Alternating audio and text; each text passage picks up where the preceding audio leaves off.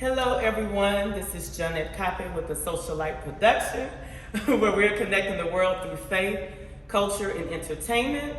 Let me just warn you guys, most likely you may be giggling a lot during this interview because I'm here with two comedians. That's our job. That's their job, right? There's so much more than that, though. I just wanted to give you a warning of who we have here today. So before we get into it, I'm going to allow them to introduce themselves. Say hello to the people, we'll start on the end and work this way. Victor? Yo, I'm Victor Jones, CEO of Royal Family TV, and I'm here to just talk to you guys for our upcoming event, period. Okay, all right. And who is this giant in the middle of us? It's your GGG from LIB, your favorite storyteller, that is me. Come and sit down on my knee because now I'm finished with the queen. It's the giant German Gina, rapping colloquia. Liberian people jack and say, talking. What? The Jew that can grab a hammer, I can lie. And I'm white man yet, I'm on spy. I'm the only white Liberian comedian in whole Africa. Whole Africa? So did y'all get that, or does he need to repeat it? No, he's good. Yes. You want to add more to your own? No, I'm He fine. stole the show. No, he's good. No, but I love it. We're here today for various reasons. More so for storytelling, but we're going to also talk about an upcoming event that they are having this Saturday and a meet and greet that we are going to host.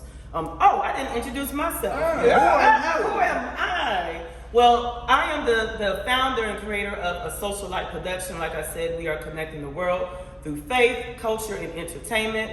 We do that primarily through storytelling, regardless of what we're doing, right? And what better way to tell a story than through comedy, right? And in addition to comedy, we have some books here. We're gonna talk about it all, but I'm a connector, and what I like to do is connect mindsets, perspectives, brands, causes. And the three of us sitting here today, one thing that we are all connected on is Liberia. Amen. Don't get it twisted. This is just the skin color. He's LIB. But we are all lovers of the country of Liberia. We are all Liberian. I'm a first generation. These two were born on a continent, but we will talk more about that. First, I want to get a little bit deeper because I know they introduced themselves, but that was not a full introduction. So I'm going to start with Mr. Victor Jones. I know you said that you are CEO of Royal Family TV, right? Yeah. Talk a little bit about who you are. Because here's the thing. Let me tell y'all a little something about this one here. In person, he acts like he's so shy, so sweet. Follow him on social media and tell me what. He got love. But I can melt. Yeah. So tell them a little bit about yourself, who you are, and what you do. Yes, Victor here, and I'm a comedian. I was born doing my thing, but mostly I don't want to write. I write my comedy more and then acting it. So if you follow me on social media, you're gonna see this different side of me that I don't do comedy just like that, but I write it more. So on social media, but I'm a cool guy and been doing this for so many years. And my family be like, you had a gift. Why wasted so much time until you are grown older? I say, because they come at a certain time. So I do comedy and I'm a people person. I love people. I'm a family person. So so far that's me. That's you. That's you. Okay. Well, we're gonna go a little bit into who you are, Mr. Giant German Gina, aka what I call him is 3 Gs. Tell them about yourself. Well, ladies and gentlemen, first of all, thank you for taking the time to watch us. And I grew up in Liberia as a missionary kid. My parents were God people. You know, they God business, a big business in Liberia. And I grew up on radio ERWA, the radio station that provided Christian radio to the whole of Africa. Until the war came, I became a refugee. I came to Germany. My best friend became a child soldier in Liberia. I looked for him for the 13 years of the Civil War. We wrote a best-selling book together called Blood Brothers. That thing went hot in Europe. We toured, we had 300 book shows. He came back to Liberia. I brought him to Liberia with his son. His son was operated with a life-saving operation by a German doctor. Big humanities story. And we came back and I thought my mission with Liberia had a happy end. I thought I was done. I thought I promoted Liberian culture and the war and history and friendship. A couple of years later, a friend of mine forced me to tell a joke on Facebook in Liberian colloquia. I was hesitant because I said, why is that something special? And he said, don't we have thousands of UN soldiers that went there? Thousands of missionary kids that lived there? Thousands of missionaries themselves that lived there? It's nothing special. And my friend said, no, it's special the way you can talk it clear. So I put my joke there, 120,000 views in 3 hours. I said, boom, shakalaka. I said, hey, money yet. Hey, my DM, 5,000 DMs that first day. Who are you? Under what rack have you been hiding? That's what scam you doing. You get computer voice doing that thing. No white man can talk like that. I said, oh, so you want me to do it again? And then here comes the connection to the storytelling. I had no idea what comedy was. I'm a school teacher, I'm a senator, I'm a politician, I'm a serious white man. Now, they said, talk the Kolokwa. And then I remembered that I had grown up in the Liberian village setting. And back then, no smartphone, no TV, no current set. So we had to sit down at the uncle knee when the moon was shining and the breeze was rustling in the trees. We'll sit down and Papa will say, story, story. And we'll be listening to the spider stories. So I started talking the spider stories. People loved it. People said, I haven't heard the animal stories for 20 years, 30 years. I've forgotten it. And I said, well, this is your culture. How can you forget your own thing? And that motivated me to become a Liberian. Actually, I'm just a promoter of Liberian English, Liberian comedy, and Liberian culture.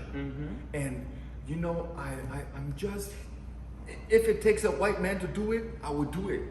I have not met one Liberian storyteller doing the same thing I'm doing. Not one. And that's why I wrote the books, you know, Liberian storytelling books, that I want to just teach people. I want to show people the beauty, because when I talk to like American Liberian children here in America, I say, y'all know Mr. Sparrow? They say, yeah, we know Spider-Man, Tom Holland. Tom Holland, we know that guy. I said, no, we got our own hero. Yes. We get our own hero, and you got to know your heritage, man. And that's my drive, that's my purpose, you know, that I just want to teach people. There's a beautiful, beautiful country in West Africa. It's very poor, but it's one of the oldest republics of Liberia. It should be much more proud of itself. And I really hope that, you know, in the course of my life, I can see something change, and people revitalizing the pride in Liberian culture. Pride. That's where it is. Pride. Liberian pride. And that's something, again, we all take pride in. We're doing similar things, but it's different. One thing you forgot to mention, though, I know you know who you are, but, you know, sometimes when we're talking, we forget key things. I don't like to blow my own horn. Key thing. Well, this one not blowing. This is probably the most important horn you can blow. Yeah. You are a giver. Philanthropy. And just to give a shout out to the Annie T. Dell Memorial Foundation, primarily this is why he's here, because you hosted their gala last week, right?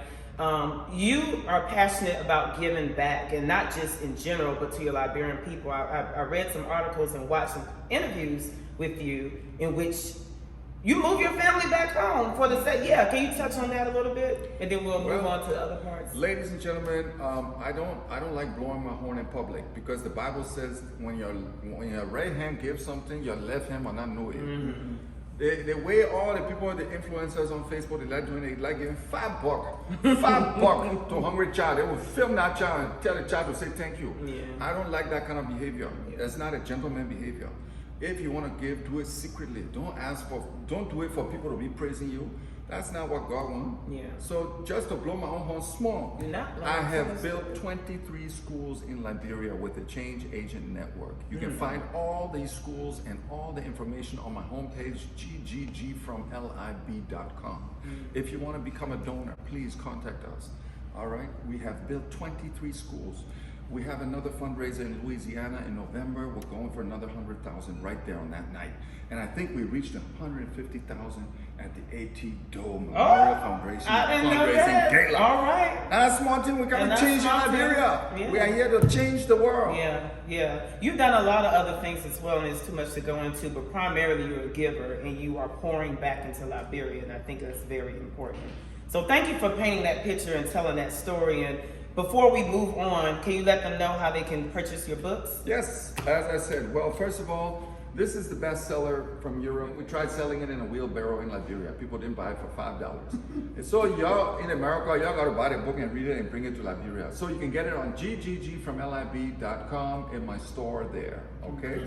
Now here, You have edition 1, and you see 1. This is the animal story collection, Mr. Spider, Elephant, Turtle, all of those guys. And this is edition number 2, human stories. So human stories. My favorite one in this one is Mr. Do Good. And if we have time, I will finish the show with that story. As I said, GGG from LIB.com. There's a store there. You can order them. They'll be sent to you signed. There you have it. You have anything besides the event that you want to promote? Well, Your platform? I'll just follow Royal Family TV on social media. I'll follow Victor Jones, and you're going to be entertained every 24 hours. And ladies, he's a single dad. Oh, yes. Single dad in the building. Single. He put it out there. We just repeating what he Pick him said. up. Pick him up. And your social media? Mine is Giant German Gina. Giant German Gina on Instagram, Facebook, YouTube. All right. And you can follow me on TikTok. It's LIB Royal Son. Also on IG, LIB Royal Son. All right. All right.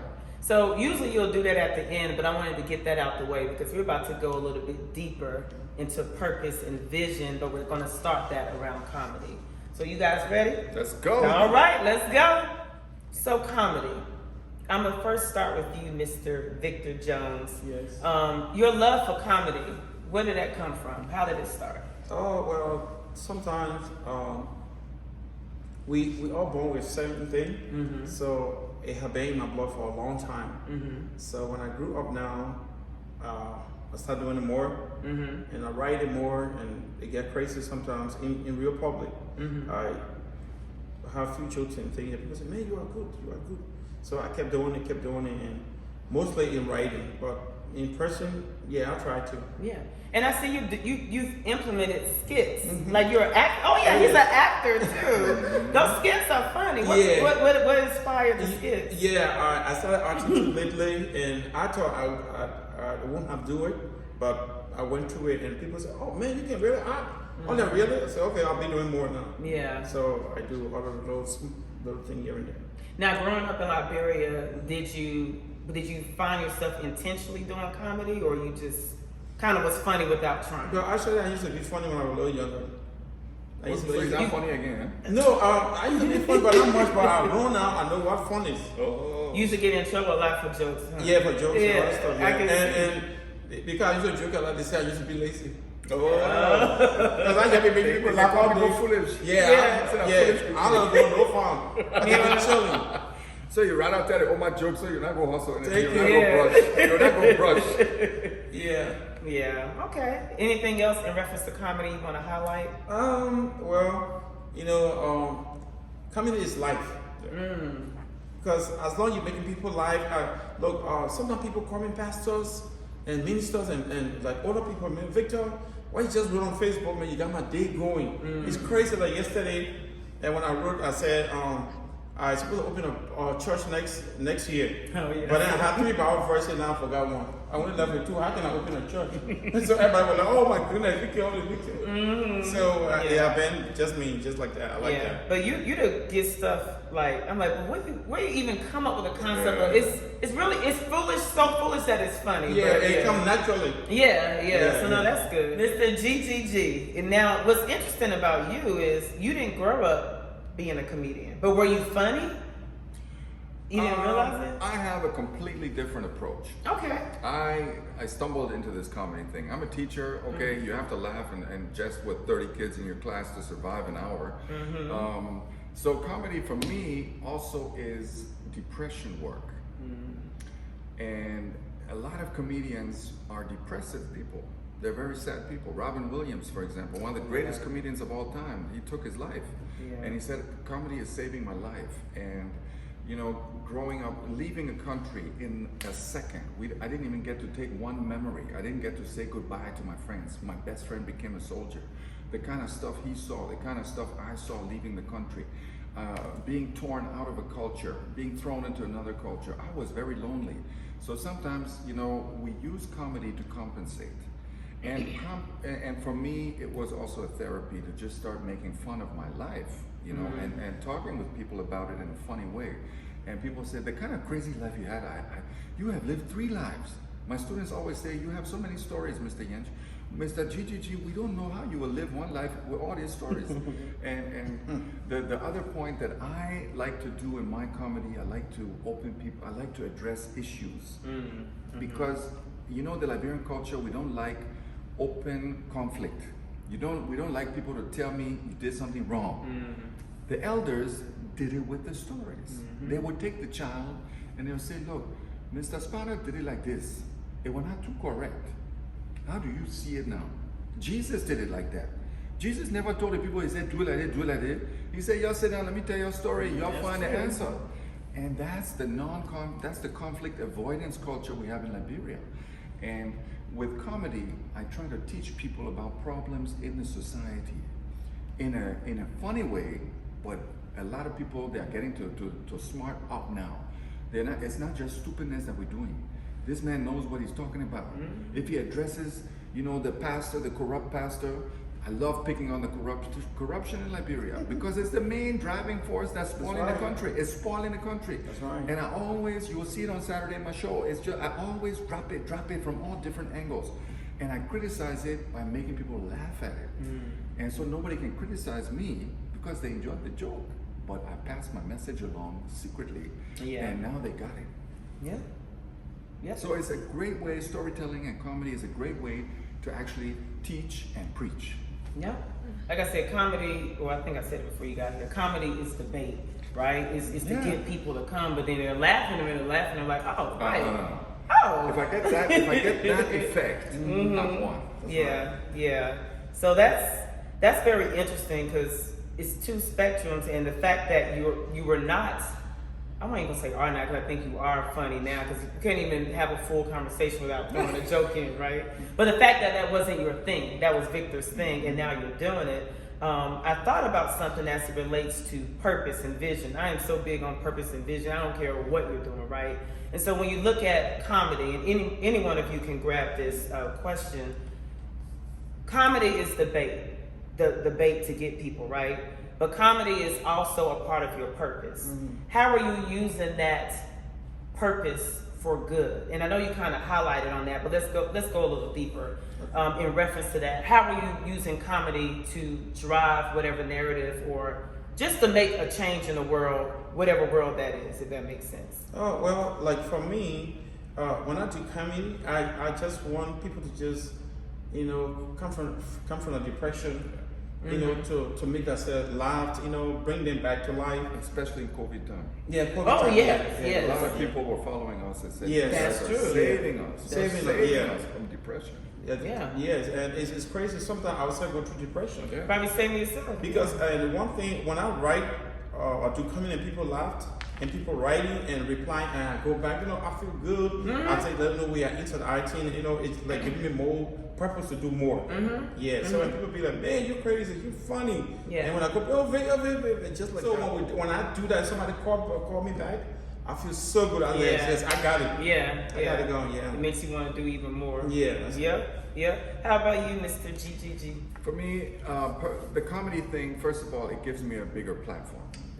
You know, if you want to change the world, you have to start with yourself, your family, your village, your town, your city, your country, your state, and so on. So I can't change anything if nobody listens to me. So the comedy thing is giving me a bigger audience. And my dream is actually one day to become a senator in Liberia. You know, to influence the power and the politics of that country in a better way, and even to bring a new perspective as a white guy, you know. And the Constitution does not allow a white guy to become citizen. So we have to change that in the next decade, because otherwise I'll be too old. You know. So first of all, the comedy thing, I noticed a lot of people follow for laughter, but I got a very engaging communication with a lot of my fans. Plus I got tons of new friendships. People that said, come to my city, I'll host you. Like this guy, this is our second time we met in real life. We met yesterday. Oh, y'all just been connected we virtually? met each other. And I'm a brother here just because we've been fellow comedians online. And I've been following him, we've been working together. I said, listen, if I'm in North Carolina, I gotta do a show with you. And you know, this is our first time, and we became good, deep friends. That's great. And so comedy is, for me, it's a vehicle to raise awareness. It's a way to teach and preach. and it's a way to save lives that are being harassed by depression. That's right. Yeah. And you're also building, like, you're gaining influence, Yeah. right? And speaking of that, the responsibility that comes with the comedy, right? So while, yeah, you are touching on issues, sometimes some issues are a little sensitive or it may go a little bit below the belt. How do you handle the responsibility of being a leader, being a Liberian influential doing comedy? How do you balance offending versus making laugh versus inspiring? How do, or do you even try to balance it? Sometimes it gets tough. Sometimes You be pushing a lot. yeah. Sometimes it gets tough. I can go deeper. Then I'll be like, wow. People say, man, that's a Christian. But how you generate that kind of thing? I say, oh man, this is classic. I go on and say, this is a classic comedy because I already went too deep. So I have to defend myself. So it's not easy to balance it. Yeah.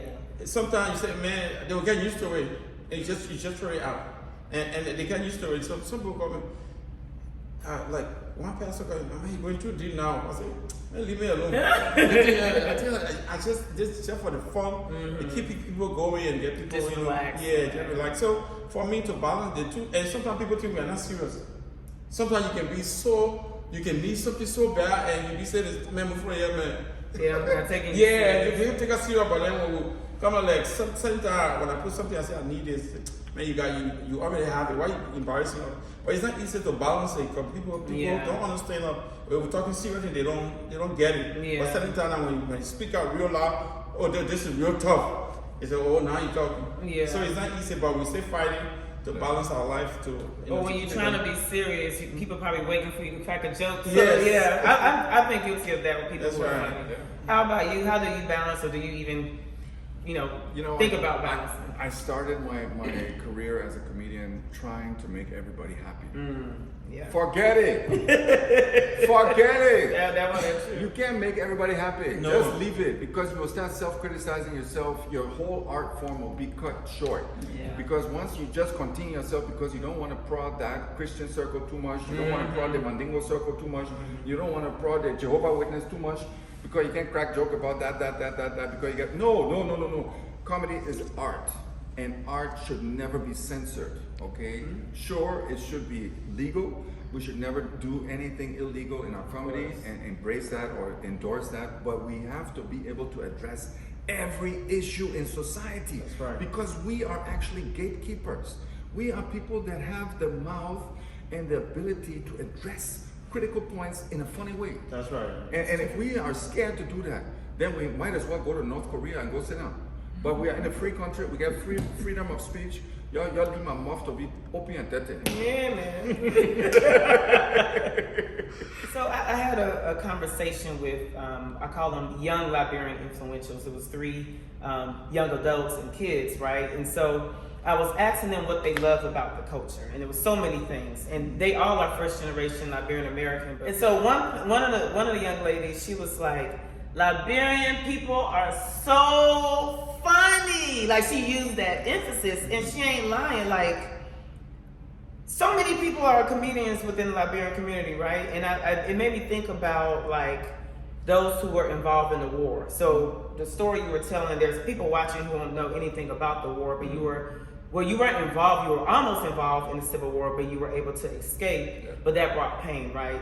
Speaking with cousins and friends and other family members who were actually in the war, sometimes the stories they tell, I'm like, wait, were you in the war? Because they're telling stories that made them laugh, or it may be horrible situations, but it's making us laugh. And you're like, wait, do I laugh? Like, you don't know. So just from the trauma and the situations, and I'm not sure if you were in the war or whatever you experienced with it, how do you make comedy out of something that's just so horrific? Can I start? Yeah. I got an example. Ebola time. You know the main joke that was on the streets in Ebola time? They say, do you guys know DV? That visa game they can play in Liberia to get visa to come to America. So they said, Ebola is like playing DV. When one man wins, the whole family wins. All they say, you know, when one man gets sick, they all I know what you're saying. I'm trying not to laugh at it. I'm not laughing at Or it. the other one, they say, oh, but any pastor, and they all say we want to go to heaven, but nobody want to take Ebola bus to get that quick. I'm not laughing at you. So you see, they can take death. They took death and they made jokes out of it. Yeah. And when I drop these jokes in my shows, that people just pee their trousers. Wow. They just wasted laughing because they said that is just so hilarious. Yeah. Based on the fear of death, people were still laughing in the face of death. Right. And Liberian people are the most resilient people That I've right ever there. met. So That we right need to be there. proud of ourselves. And we have the most colorful colloquy. I mean, the Liberian sayings, okay? Empty bed can stand. You know, before Gufu wears, we all know them. And I dropped them at the gala with the white people. The white people say, oh, it's funny, man. Yeah, all they funny parables, man. Y'all gotta be sharing and using it. We like it, we want to learn it. Yeah. You know? Yeah, but no, that's true. Go ahead. Yeah, and myself, I was in the war. We walked from Monrovia to Grand Bassa, and you know, in the night, we had a mosquito that would come to you. All you can hear is when I want to then you will see one will come to you. You know what I say? We want to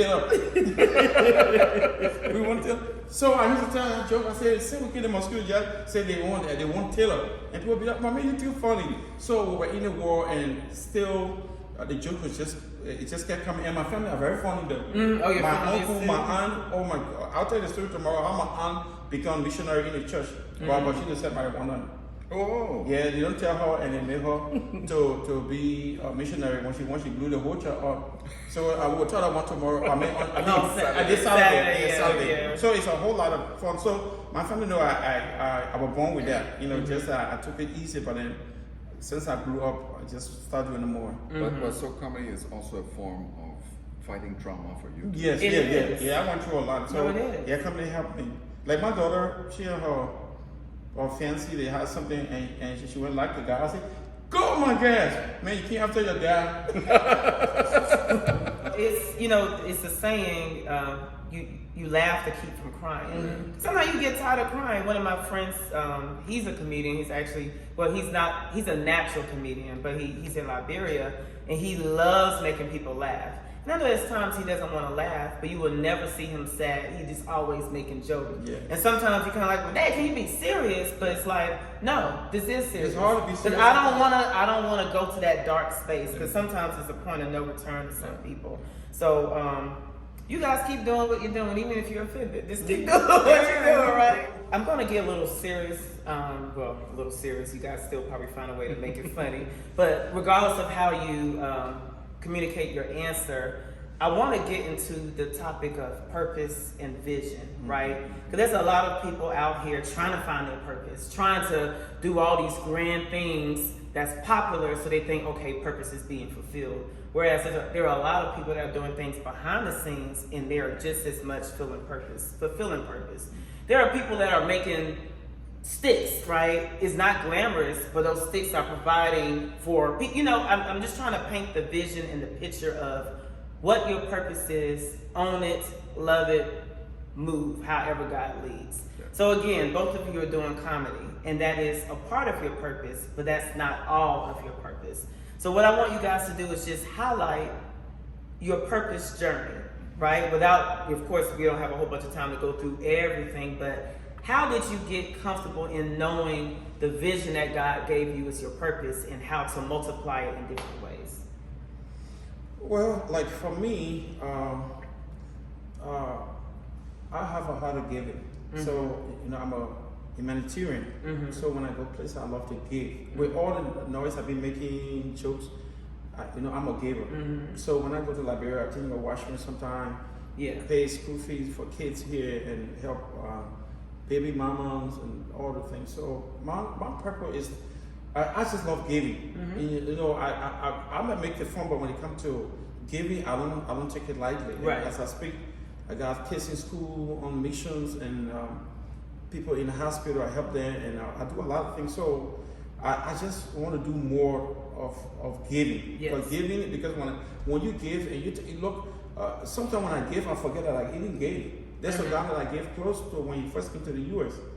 He didn't have nothing. And after 4 years, he wore the same suit. So when we met, I was like, yeah, mama, I got that suit. Oh. He was like, what do you mean? I said, yeah, mama, I wish I can get the same. Where you bought it from? He said, you forgot you gave me the same clothes. Yeah, sometimes I forget. But which is good. You know, so giving is my number one thing. Yeah. So that brings up my purpose more. Right. And you primary way of what you're doing where people can see it is comedy. That's giving. Yeah. But it's going to be multiplied, and the beauty of it is you have a platform where if you want to give on a larger scale, you have that influence to get those to help. So I think that's awesome. How about you? Hey, GGG. I'm going to share a very, very private story with you guys that nobody knows, okay? So, since my teenage years, I've had prophetesses and prophets and spiritual leaders see me and say, oh, this boy has a special mission. And I say, hey, man, I'm a missionary boy here. And they said, your purpose is bridge builder. I said, I don't want to become an architect. I don't know math. I don't know all that thing. And then they said, we don't know what's behind it, but every time we see you, your aura says, build bridges. And I said, but I'm a teacher. Then I built bridges to, international students. I tried to connect people. Then I became a senator in my city. I connected my city, learned how to administrate a whole city. I thought, okay, I'm good. And then comedy came. And again, I was in Sacramento doing a show and a prophetess said, you have to come, I have to pray for you. I said, hey, God. She put her hand on my head, she says, hey, this man is gonna travel. And this was 3 years ago. And I was not traveling the world yet. You said you are gonna be a whirlwind of traveling. I don't even know where you will sit down. You're just gonna travel and meet people. And I said, hey, well, why, how? And then this comedy thing started coming. And let me tell you now why I found out that the comedy thing is my purpose. I was surprisingly asked by Rich Luke Dennis, Liberia's billionaire, when I was in Philly last year. He called me and said, I want you to do a birthday party for all the presidential families. I want for you to perform. And I was not allowed to post anything about this because I was also BB people. They say you can't even take a picture about BB Cara because the Lamborghini, the only 5 they built this in this whole world, so you can't show it. This kind of setting. I was performing for kings and queens. And I came back, I had money in my pocket, I was filled with joy, and my manager's phone rang, the woman that was managing me. And a woman called and said, I had a dream about GGG, I have to tell Mr. GGG the dream. And I'm always scared when people say, God told me to tell you. Oh, yeah. Oh, that one part, I said, I get, yeah, let God tell me too. So I said, look, anything you tell me, I would take it with caution. So just go ahead, Bob. I don't believe you yet. She said, okay. God told me to tell you, and she didn't know where I was. That woman was a stranger woman. She never knew my past. She never knew where I was driving that day. She said, God told me to tell you the thing you are doing, you're on the right path. You will stand in front of kings and queens, and they will ask you for your opinion, and you will make them laugh. Where was I just coming from? I was coming from kings and queens. I started crying. And I knew I had found my purpose. Wow. That's how deep this thing goes. Yeah. And I don't know where this is going, but I trust it. I will even pay my own way to just keep going because I know somewhere down the line, if God is opening these doors like this, and even He encouraging me, just keep doing it again, then I will do it. And we'll see where this ends. That's a whole sermon there. And I know this is not about church, but I have to give my favorite scripture, and I just keep hearing it as you were talking, kept hearing it as you were talking. Proverbs 3:5-6. Trust in the Lord with all your heart, lean not to your own understanding. In all of your ways, acknowledge Him, and He will direct your path. Pretty much that's what you guys are doing. And it makes you cry because it's like, man, this is real. And you didn't make it happen. I couldn't have planned it better. You couldn't have planned it. And that's when you know you're moving in purpose, because if you say you want to be a comedian, okay, how am I gonna get money? How am I gonna get a following? How am I do this? How am I do that? Just do it. There's and you no, guys, there's no guidebook for this. Right. Yeah, right. yeah. And correct me if I'm wrong. You guys really gained your popularity during COVID Yeah, and afterwards. Too. and afterwards, Yeah. with like the start of the like, ooh, who are these guys? Okay. And the one thing that when I write a comedy script or when I put it on Facebook, if when myself start laughing more, Yeah. I know that's a good one. Because it gives funny. It's not I can be watching my own comedy and laughing. Yeah, it gives me laughing. Yeah, oh, you can very feel say, man, this one I'm gonna catch. Yeah. Right. And definitely people are gonna be killing themselves. Right. And you got to believe it before anybody else does. Oh, yes. And even if they don't, hey, I thought it was funny, and that's the way Sometimes I you be do it. laughing so hard myself. I'm like, yeah, And you know, laughing. just to finish that point, you know how many people are looking for their purpose, and a lot of people never find it in their whole life. That's it. So, ladies and gentlemen, if you are looking for your purpose, there are several ways you can find yours. You know, first of all, talk to mentors. Talk to people that have gone further down the path.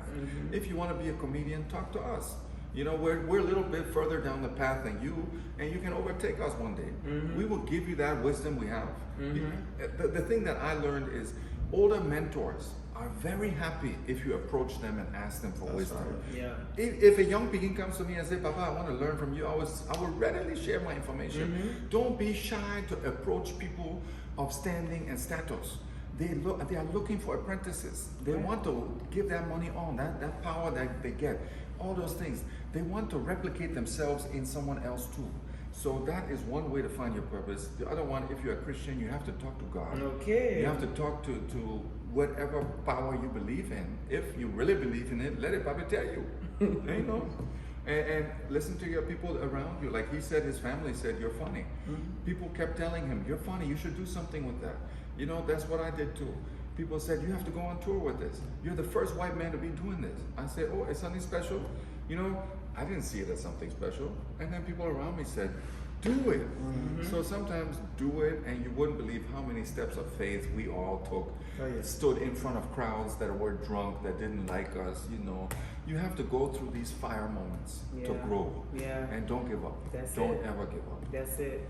And you said something key, because I was actually going to ask that in the question, but this is all bridging in. People who don't like you or don't like what you're doing.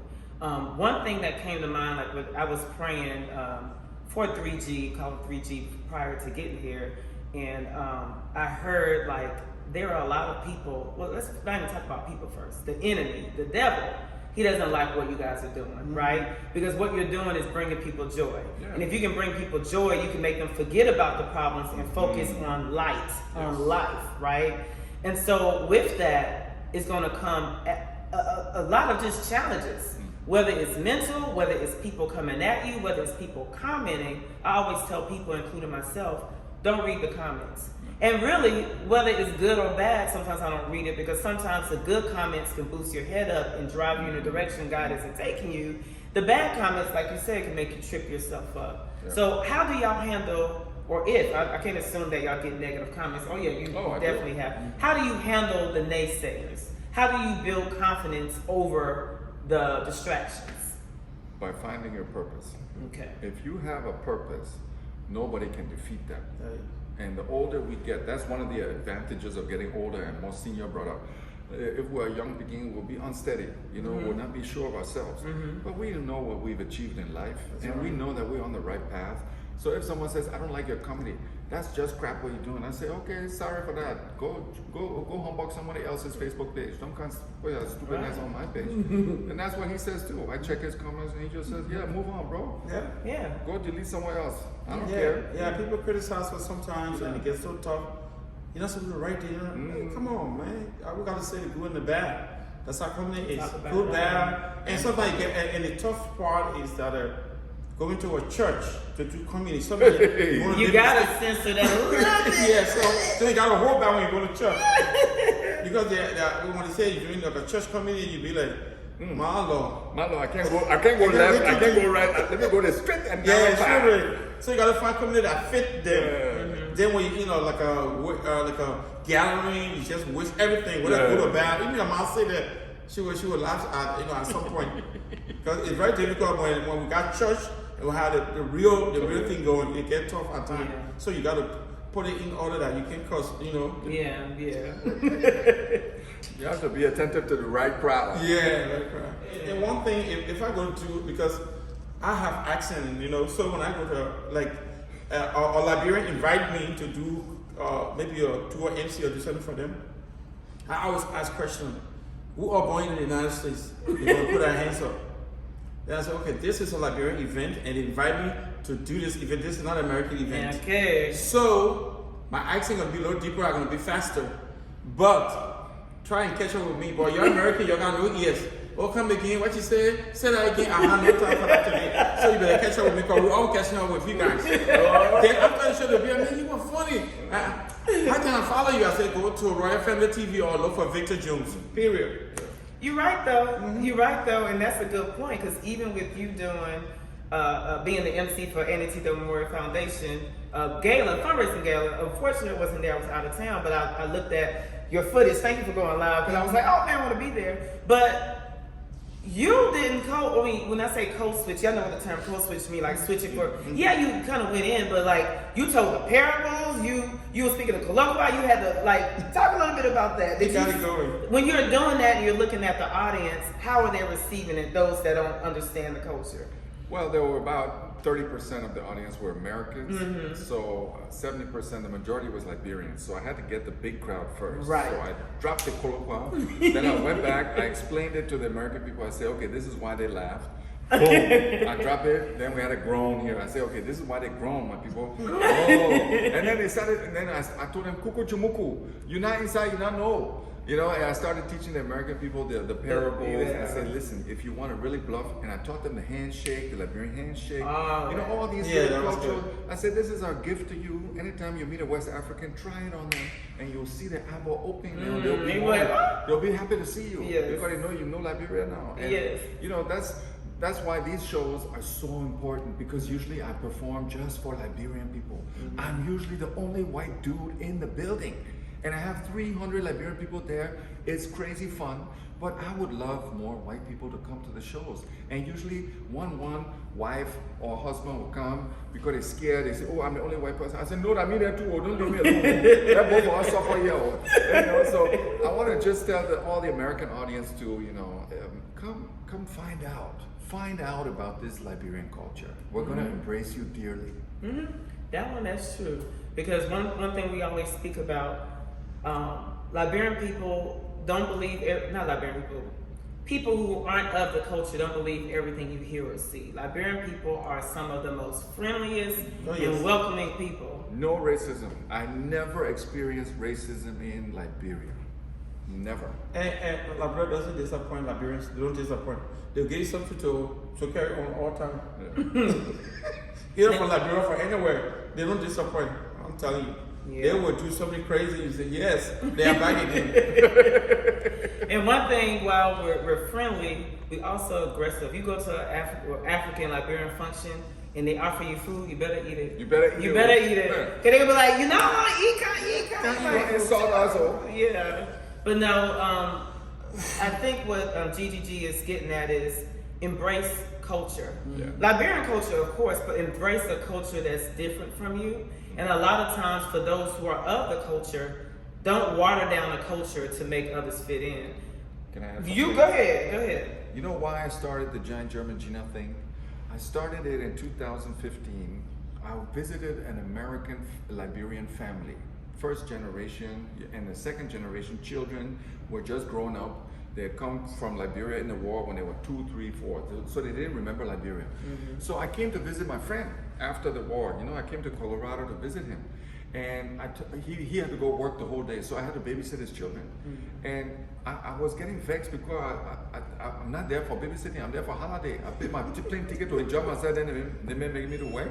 So I started cussing the people in Liberian English, hoping that they would not understand me. So the children said, what are you talking? I said, oh, you know colloquial, stupid. Our own language, They said, oh, our parents don't want us to speak the poverty language of colloquial. And I said, oh, poverty language? What are you talking about? Now, who got in your head, man? This is your home. And it's an indigenous dialect that's going to be very important one day, and you can bluff to your American girlfriend one day when you say, I know a different language than you. People like that. Don't look down on that. And then I asked them about if they knew the animal stories, and they had never heard of Mr. Spider. And so I sat down with them and I told them a couple animal stories, and they loved it. They said, but why did our parents never teach us this? I said, let's ask your mom and dad tonight. And at the dinner table, we openly asked the people, and we said, why are you hiding the Liberian culture from us? And they said, well, we just see it as a, you know, behind country, and we want you guys to be American. We want you guys to embrace the other culture, and there's nothing much to be found in Liberian culture, so we want you guys to integrate in American culture. And I said, you know what? Do that, but keep the Liberian culture in you, because you can switch codes at the appropriate function, and you can enjoy the benefits of two cultures. You can enjoy Liberian fun and heritage and food, and you can enjoy American business opportunities here. And now you can blend and build the most beautiful life you want. Yeah. Don't just chunk one side away and say, no, I only want to be white man. And, you know? So if a white man has to tell you as a Liberian to embrace your own culture, actually, that joke itself. I should not be telling you guys this. He should be, you know. Yeah. But I became very successful by openly addressing this issue, because I really see a lot of people just want to be white. They're wearing blonde wigs in the bush. Blonde Marilyn Monroe wigs in the bush. To do what? You want to be Marilyn Monroe? Slow down. Slow down, girl. And then now I see a very interesting thing. People are stopping the bleaching. They don't want to be looking like Michael Jackson anymore. People are cutting the hair off, the women, Wakanda. You saw the movie Black Panther? Yeah. Strong black females are the bodyguards of the king. We are gaining pride again. And something is happening, and I love it. Yeah. And you said something key, the bridging, well, you said that prior, but you said it again, and I'm going to add to that, bridging the gap, you know, you commingling. Because one thing about me and my platform, that's the goal, to bridge the gap. So like I told you, me and my sisters, we are first generation Liberian Americans. The way our parents raised us, it was kind of confusing, because we were Americans, right? But we were in the African household and culture. All the time they would say, you must not bring that American business in this house. Sure. I said, but I'm a Liberian, and you must not bring that American business in this house. Period. It took forever before we ate American food. Sure. Now, the thing that they didn't do that I really hate, well, they didn't know it, or well, my mom didn't know it, is the dialect. So we didn't know we don't know our dialect. We're crew and boss, my dad's crew. But as it relates to just everything of the culture, even I saw that you're bringing back, oh gosh, what's the name? Yeah. Oh, guys, I have to tell you about But let's pause on that. But my whole point is, we know about all those things, and you know, some of my aunties and stuff confused. It's like, but how y'all more in the culture than people who were born on a continent? And I'm like, because that's how we were raised. We were raised to love our culture. Good. One thing that I do when we talk about Liberia, because the first thing people want to highlight is how poor the country is. We know the obvious. But the country is really rich, and it's because of the people. It is.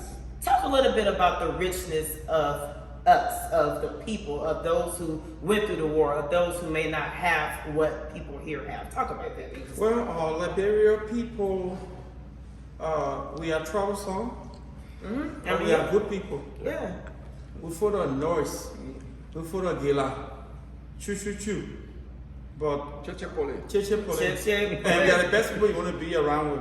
We're the most fun. Sometimes some all can break people's homes, but then go look here. We all come back together, and our food are so special that because we are the only country, Liberia, that cook 2 to 3, 4 different meats in a pot. If we cook, but because you go to Nigeria or Ghana, they're gonna cook only chicken one side, beef one side, and you gotta buy separately. So this friend of mine was talking, he said, I went to Liberia, but I don't know how y'all did your food, cause I bought the food and I saw pig food, chicken and this, fish and everything, and I was like, which country am I in? Because we don't have that in Nigeria. so we are completely different, and our food is just rich, and when you cook all the different scream and everything. I think I can pronounce it. Going to scream. Scream. My brother. My brother. Yeah, crawfish. You know, you have to do scream. All that thing. Yeah, and it gets so super. And look at cassava. You can make it out of fufu. You can make it out of domo. You can make it out of GB and farina. And our food are just extraordinary. Okay, let me add to the food. God, you're making me hungry now. Right, Stop seriously. it. We have 500 miles of white beaches. We have tropical rainforest, virgin rainforest. Ladies and gentlemen, talking about ecotourism. You have to come see the rainforest of Liberia up in Nimba County. Yes. Maybe you will even see a wild elephant walking through the village. There are reports, and I've seen videos of up in Nimba County, the elephants walking through the village now. And we had leopards. Maybe they are coming back now too. We have ecotourism possibilities all over the place. And if you are looking for an adventurous Africa, the untold Africa, go to a Liberian village, experience the storytelling in a village, take a hike through the jungle, experience the food, the laughter, in the bustling city of Monrovia. Beautiful country. Come visit us. We can literally go on and on and on and on, and I would love to, but it's getting dark out, so we got to wrap it up. Amen coming. But I do want to, the last question before we go into, what's going on this weekend is vision, right?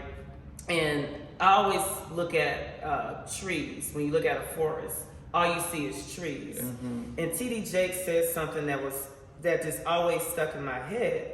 God is not going to give you a table. He's going to give you a tree. Yeah. What are you going to build with it? What are you going to do with it, right? And sometimes I'll look into trees and I'm like, what can you see beyond the trees?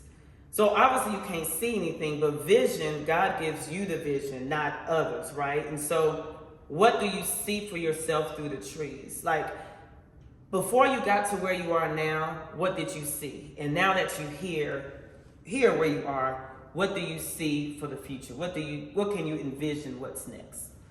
Can I start? Yeah, you go. My dream is I want to bring Liberian comedy worldwide. I want to sell out stadiums with Liberian comedy. I want them going to Liberian comedy and laughing their heads off and saying, what is this funny country about? If we can pull that off, I see the Jamaicans doing it. I see other Nigerians doing it. They're selling out stadiums. What Kevin Hart can do, we should be able to do too. That's one of my dreams. The second dream I have, the second vision I have is becoming a professional comedian and just doing this as my mission, just making people laugh and spreading Liberian culture and comedy worldwide. And I'm even going to Australia in February. I'm going to travel the whole world. I'm coming back over Asia, and I just want to see if God can make it that dream to come true, that I can make it this year, and I don't have to go back to teaching. And I just want to live off my art. The next point, I'm working actually right now with the legend, the iconic comedian Malawala Balawala, aka Kekura Kamala, the most ancient, the guy who started Liberian comedy on TV Saturday mornings. All the Liberian children will be running, finishing their chores so that they can watch Malawala Balawala. And I met him in December. I gave him a Lifetime Achievement Award for what he did for me because he started comedy in Liberia. And now I, the next generation, can use that and move on. And we're going to bring back the legendary TV series in a new, reloaded, better, and modern version with the legend himself, with the living cast of the old TV series, connected and combined and united with the next generation of comedians like me, Angel Michael, Mama Liberia. And we're going to bring those two generations together to provide Liberian entertainment with the best that we can offer. And we want to sell it to Netflix, and we want to bring it big. So these are the visions we're working on. You can even support that by going on my page and Malawala Balawala on Facebook. He has a GoFundMe account. We're looking for crowdfunding. We're looking for donors who want to support this mission because we need some little support to finance this project. So you can do that. Sorry, I didn't mean to cut you. When do you? December. And we need more money. We got 15. One person donated $15. 40,000 people. 40,000 people watched it yesterday, that video I posted on my page. All of them said, we love it, we want to help. You know how much money was in the GoFund? $15. So I'm calling y'all. Don't just put muff there. Put your money where your mouth is. If you want Liberia to move up, come to our shows. Support us. Don't just enjoy the free thing we're always giving y'all. Put your money where your mouth is. If you want your country to rise, you need to get the entertainers to get bigger too. Yeah. Okay?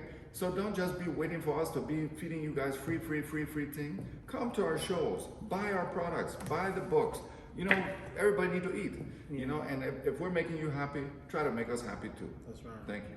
And real quick before you go, Victor, one thing that I heard with what you're saying is you're empowering your people to stand up, right? And so, like, one thing I noticed about you, you don't say African, you say Liberian, right? When you speak about the other countries, they are Africans, but they promote their country. Liberians sometimes try to be too inclusive, and it's not that you're against Kevin Hart or anyone else. No. I'm just making that clear because you're not, but what you're saying is Kevin Hart and other Americans aren't the only ones that can do what they're doing. And so you're doing it. So I love that how you're trying to empower and bridge, but more people need to say it. Yeah. Right? So anyway, I don't know if you want to add anything else. I want to add one sentence. Okay. I was in, every time I'm in a new city and I do a Liberian comedy show, I'm usually the first person to do it. Wow. And the old people sitting in the audience, they start crying.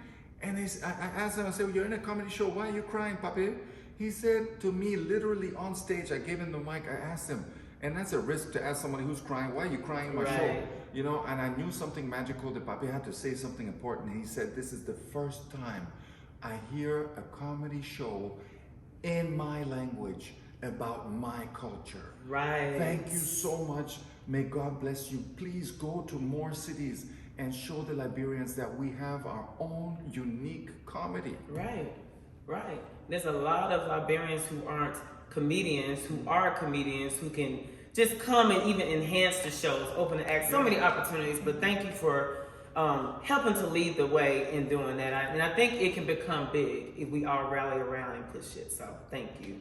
Mr. Victor Jones, what do you see when you look at the trees? What do you see beyond the trees for your next?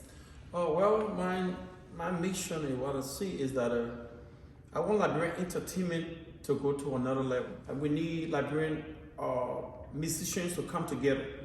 Gospels, ministers come together. And our music be heard on major radio stations, major country. Yes. And, you know, that's what I started already. So every Monday and Friday 9 p.m. we have Liberian entertainers forums. Forum on Royal Family TV. So we're bringing all the artists together, be it gospel, secular, movies, filmmakers, comedian, everything. We just bring everything together. If you're a writer, come and let's do it, because I see Liberian entertainment going another place, but we have to come together. And one thing I gotta tell people: if you start something and the people don't want to join you, keep going. Because when I started Royal Family TV, because I didn't have nobody, and people were like, "Oh, you sure you're gonna make the thing?" Yeah. Some people call me, "Oh, look at the gospel singer say making and TV now." I said, "Oh, that thing I'm talking, you're wasting your time." I'm going, and I'm still moving. I'm going 6 years into this thing, and my next goal is to build a huge radio station in Liberia. Let's go. And on that station, they're still gonna be if my station is in the Grand Bassa, on the Bassa, is in Grand Gita, on the Crown, is in Bon County, on the Pele, you know, Grand Gita crew or whatever it is. That's my dream that I'm working on. So if people watching this, they say, "No, I like what you do," or "I like your vision," come, let's do it. Let's find a land and build a bigger radio station in Liberia, and every county or tribe will be served. Period. Yeah.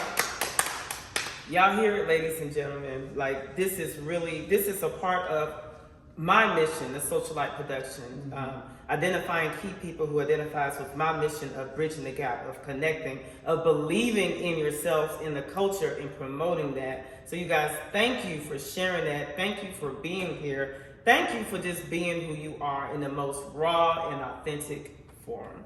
Give him another hand. Give him another hand. All right, so you heard from GGG and Mr. Victor Jones about their vision for Liberian comedy, for Liberian artists. to push it, to put it on the main stage so that we all can enjoy it and celebrate it and so it can grow, right? So that is a good segue into why Mr. GGG is here in Charlotte this weekend, what will be going on. And there's 2 events on Saturday, but first we're going to talk about Saturday night. What is going on Saturday night? I don't know who wants to start, but tell people. Charlotte, North Carolina, your GGG, your only white Liberian comedian is finally here. I have never performed for you guys before. If you are a fan of Liberian comedy, if you are a fan of me and Victor Jones, if you are a fan of all the local talent we're going to be bringing as our supporting cast, ladies and gentlemen, you got to be here this Saturday in the Queen Sheba Lounge. Come on, Victor, drop some more on that. I'm telling you, you don't want to miss it because you will laugh until you laugh your guts out. No. Don't kill the people when they laugh their guts out, they'll die. Yeah, that's so true, just, yeah. we'll do that in. You just bring 2 pair of trousers because you'll keep in the first one. You'll keep in yourself laughing. I guarantee you. And please don't wear heels because we'll be standing all night. I'm telling you, and if the laughter be too much, don't bring high heels. We're Come comfortably. Yeah, we're going to Queen Sheba Lounge. It's 4808 Central Avenue in Charlotte. And I'm telling you, this is the first of its kind in Charlotte. And people are getting crazy. How can they get tickets? And the ticket, if you want to get a pre-ticket, you want to get a ticket upfront, cash out is Royal Family 2021. Buy your ticket $25. Royal Family 2021. Buy a ticket upfront, just pay your cash and keep your receipt. But if you come at the gate, it's gonna be $30. Oh. And talk about the VIP. Oh, the VIP, my man. We get a seating for y'all. We get champagne bottles for y'all. Y'all will be bluff for Joe because the rest of the people will be standing. We don't have normal seats. Yes. We just have seats for the VIPs. So Yes, if you want to really shine and bluff, get your $100 tickets. We got 2 champagne bottles on those tables. Don't forget, Just Spring's gonna be in the building. Oh. You all know Just Spring is crazy, right? That dude is crazy. He and myself will sometimes do it on Facebook and people go crazy. And the artists that are coming, oh my goodness. Toga Howard. We got Benji Cavalli. Hey, they got plenty of. and we got Black Diamond. Black Diamond. And we also have Masonic. Hey. And who next?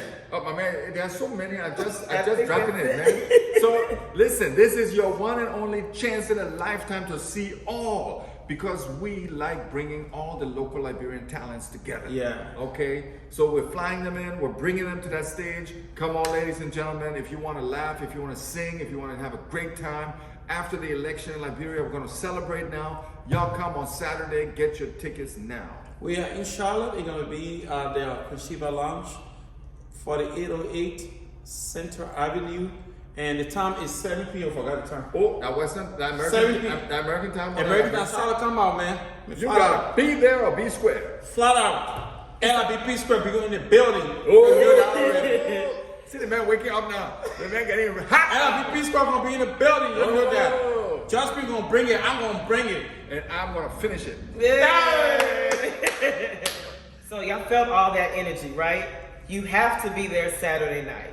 But where you also have to be to get a personal encounter with these two, not just these two, everyone that's a part of the show, is be at Zanzibar Cafe and Lounge Saturday afternoon between the hours of 1 and 4. Come and eat lunch, meet and greet.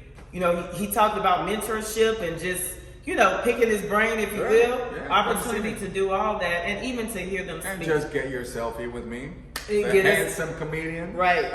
And selfie with who? Cool, LIBP Square. So Zanzibar Cafe is at 3720 North Tryon Street. Like I said, we'll be there from 1 to 4 p.m. Come. Meet and greet. All right. And I heard there's food. There is delicious Liberian food. Speaking of Liberian food, what is your favorite Liberian food? Me, I like bamboo worm. No, but seriously, potato greens, and tteokbokki. I like potato greens. But you know, for white You men, got tteokbokki too? Wait, They got I get tteokbokki. joke for that. When you eat tteokbokki, you gotta know the location of the poo poo. You know, one of my American friends ate tteokbokki while she was pregnant Oh. with Pepper. She was fine. I was nervous though. I was like, oh God, please let her be okay. She was fine. Oh So. my God. Yeah, so you get me Saturday come out and you can meet her and meet with Benji Caballo for the first time, Yeah. Tuka Howard, Yeah. Just Green, Black Mexanic, Music and comedy stars are gonna Black be Diamond, Yeah. you know, interact with us, and we're gonna be chilling with Just Prince, everybody. Now, to be real clear, this is not a replacement for Saturday night, because No, what no, you no, get no, at no, the no. lunch, you're not going to get Saturday night. Uh-huh. So both of them works together. Now, this is free. Come, if of course you want to eat, you have And to you pay can for buy your that. tickets there. And you can buy your tickets. And Buy my books, sir, personally signed. Get your signed copy with a picture with me. yes. No, seriously though, it's going to be a really good time. As you can see from this interview, don't miss it. You ain't seen nothing yet. Nothing. Right, so before we close, first of all, again, thank you too. Thank you. Because you're busy, you've been traveling all over the Oh. world, literally. On Sunday, I'm flying to the Dominican Republic. Look at that. It's Hopefully getting too that's cold vacation. here, man. It's I getting know, too I cold. know. I mean, I tell you, bro. Yeah. Gotta take me too. And you gotta take me so I can Yeah, follow I'll you. put in my handbag. Yeah, right. But no, thank you guys so much. Before we close, I want to know if you guys want to give any shout outs and any final last words. Starting with you, Victor. Well, I want to say thanks to my Charlotte people, my Charlotte followers. Y'all know what's up. Y'all know what's up. Y'all got a show on Saturday night. Hey, y'all not show or y'all see me in like Grandpa. Oh, you don't gonna be on the TV. Don't call my name because I'm speaking to you. When I talk to So, follow me, go Royal Family TV. Or look for Victor Juice on Facebook. I'm gonna get you crazy going every day. You're gonna be on your feet because too much fun. And Just Prince gonna be on the show. You don't want to miss it. And you know he's crazy like me too as well. Yeah. And But real quick before GGG go, you and Just Prince, of course y'all comedians, but you're the MC for the night. The MCs for the yeah, night. I've been right? MC, Yes, yeah, yes. yes. In between. And just a warning for Mr. Jones, if you follow him on social media, do not tag him in your promotions. Do not tag him in your foolishness. Unless you're tagging the comedy show on Thank you. Saturday. Don't tag him on. Do not tag Y'all want that type of people, y'all leave me alone on Facebook. Please take your credit card, your debit card, and just tag, and boost your own page. And leave people, I'm tagging ticket, when they tag me, y'all leave me alone. Tag yourself. But they can tag the event for Saturday though, right? Yeah. But you remember, they tagged me, and they didn't tag me one day. I said, wow, they're doing well. They're finally doing well. Yes. All right. Yeah, Final so, words, shout out. Ladies and gentlemen, Charlotte, North Carolina, this is your chance. The GGG and the Victor is in the house. We got a loaded stack of stars coming out on Saturday. This is your time to support. As we keep saying, don't just talk, walk the walk. You have to take a time to come on Saturday, and you can follow me too on Giant German Gina on Instagram or Facebook. And if you want to get a book, get your storytelling books for your children. It's time you taught your children the stories of Liberia. And if you're American, please come too. You can learn about these stories too. Yes. We all want to celebrate together. It's all about uniting the world and having fun together. It's your GGG. Thank you for having us. And don't forget, pre-ticket $25. When you come at the gig, it's gonna be 30. Say 40. I need to eat small too. Let me get 30 with fee for the people. People just keep buying VIP ticket for $100. Don't Yeah, they want to forget. sit down. Yeah. But one question that I forgot to ask Mr. GGG at the beginning, and I already know the answer to this, but I want you to tell the people. How did you get the name Giant German Gina? I was actually 10 years old playing basketball in Liberia. And you know Liberian people, they can't play basketball. Now, football that area. So I was flocking the children around me. And I was tall like giraffe already. So one picking turn around and said, man, I read Giant German. Giant German just flocking us like that. And one other picking turn around and said, but the man, Gina, we can't stop him. He's just indestructible. He's just moving through us. So he's just flocking us. So that's why I picked it up. And when the fame came overnight and people say you have to give yourself a normal name, you can't be Michael Jensch, nobody can spell that. I said, oh, Giant German Gina, an alliteration. Oh, that's nice. And an abbreviation is possible. And it just went viral. Yeah. And that's a good branding name. So I just wanted to put that out there for those who aren't aware. But again, thank you guys so much. Another round of applause. Thank you guys so much for joining a Socialite production. Obviously, you guys will be watching this on my platform if you're watching it, but on YouTube, Facebook, Instagram, it's a Socialite, L-I-G-H-T production, no S. But guys, thank you, and we're looking forward to so much more of that vision that y'all painted. We will see it. And see you on Saturday. All right. Flat out. Peace.